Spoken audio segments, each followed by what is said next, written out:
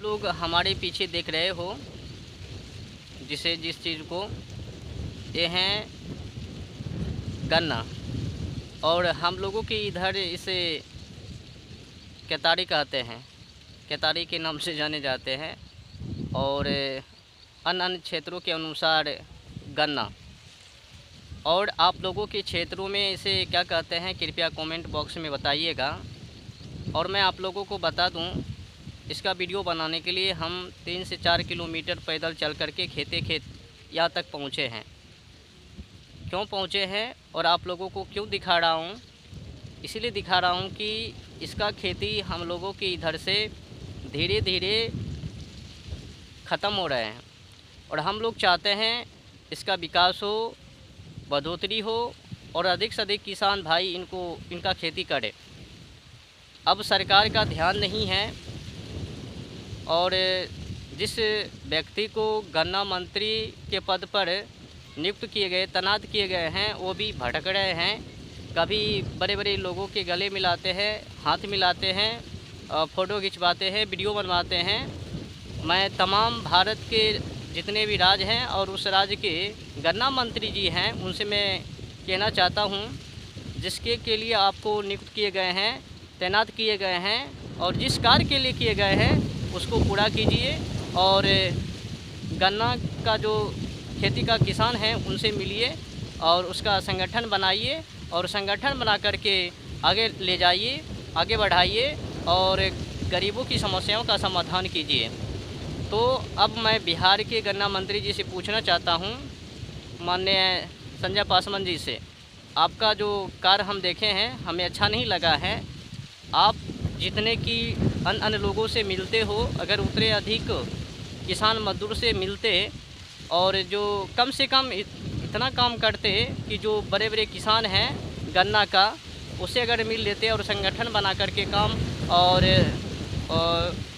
बताते किस तरह से खेती करना है, तो स्वभाव है कि गन्ना खेती में बढ़ोतरी देखने को मिलता। लेकिन आप ना जाने किस मार्गों में चल रहे हैं।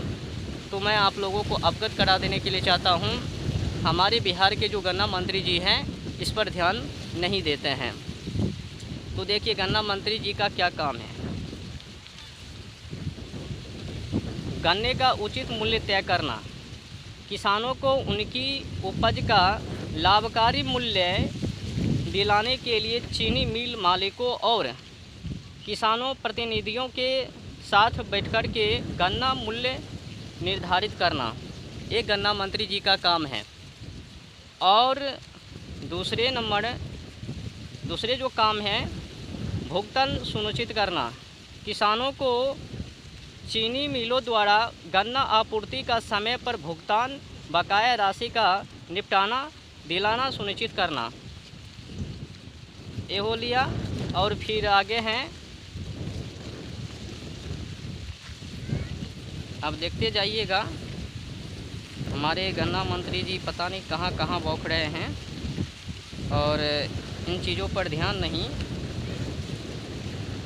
फिर आगे का काम है कृषि तकनीकी सहायता, किसानों को गन्ने की उन्नति और अधिक उपज देने वाली प्रजातियों के बारे में जागरूक करना तथा फसल प्रबंधन, सिंचाई और कीट नियंत्रण की तकनीकी सलाह देना। तो एक काम है गन्ना मंत्री जी का। अब बताइए, कीटनाशक हो, बढ़ोतरी हो, उपज के लिए क्या क्या करना है, क्या क्या डालना है, कैसे करना है, ये गन्ना मंत्री जी को कब समझ में आवे। अब जब गन्ना मंत्री जी किसानों से मिलते ही नहीं हैं, किसान मजदूर के पास जाते ही नहीं हैं, और जो बड़े बड़े गन्ना कृषि सलाहकार हैं या कृषि लोग हैं, उनसे जब हमारे बिहार के गन्ना मंत्री जी मिलते ही नहीं हैं और संगठन बना करके काम करते ही नहीं हैं, तो फिर समस्याओं का समाधान कैसे होवे। तो गन्ना मंत्री जी गन्ना के जो खेती बाड़ी कर रहे हैं किसान, उनसे तो मिले, संगठन बना करके तो काम करे। मैं इतना तो ज़रूर कहूँगा कि हर एक व्यक्ति से मिलना संभव नहीं है, लेकिन जो बड़े बड़े गन्ना खेती की जो कृषि है, किसान हैं, उसे तो मिल लो। उसी से बातचीत कर लो और उनको बता दो कि इस तरह से काम करना है, कैसे करना है, किस तरह से बढ़ोतरी करना है। जो छोटे छोटे किसान हैं उनको किस तरह से खेती बाड़ी करना है ताकि आगे बढ़े। हाँ, कीटनाशक कीटाणुओं से कैसे बचना है, किस तरह से बढ़ोतरी करना है, उपज को बढ़ाना है, उर्वरक शक्ति मिट्टी को बढ़ाना है। मिट्टी में जब तक आप बड़े बड़े किसानों से नहीं मिलिएगा, कम से कम बड़े बड़े किसानों से ही मिल लीजिए ना, और उनको बताइए, बार बार बताइए। अगर किसान सुन करके और मुग्ध हो जाते हैं, ध्यान नहीं देते हैं, तो बार बार उनसे मिलिए। अगर वो काम नहीं कर रहे हैं तो अगले किसान से मिलिए, उनको बताइए इस तरह से काम करना है। और जो छोटे छोटे किसान हैं वहाँ तक आपको पहुँचना है, प्रसारित करना है, उनको बताना है किस तरह से गन्ना खेती करना है और गन्ना खेती को आगे ले जाना है। और आपका ये भी काम है, जो भी चीनी का मिल वो बंद है उनको खुलवाना है, संचालित करना है। और जो चीनी मिल मालिक हैं उनको भी तनख्वाह समय समय पर देना है, और जो किसान हैं उनको भी समय समय पर तनख्वाह देना है, दिलवाना है, सुनिश्चित करना है।